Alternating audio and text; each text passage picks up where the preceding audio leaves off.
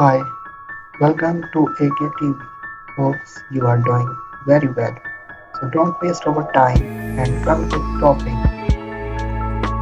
Top 5 programming languages will be best in 2023. Survey says developers most likely to learn these languages in 2023 arts countdown.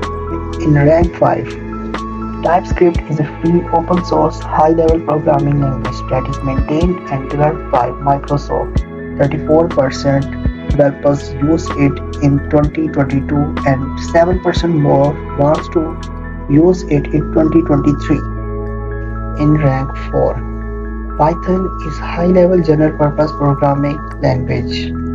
53% developers used in last 12 months and 7% developers start using this language in the next 12 months. 3 in rank, Kotlin is cross-platform, general-purpose, high-level programming language. 16% developers used it in last 12 months and 8% more developers start using the language in coming year. Rank 2, Rust is a multi-paradigm, high-level general-purpose programming language. 9% developers used it in last 12 months and 7% developers starts using this language in the next 12 months. Rank 1, Go. Go is a statically typed compiles high-level programming language that is designed by Google and 3 other inventors.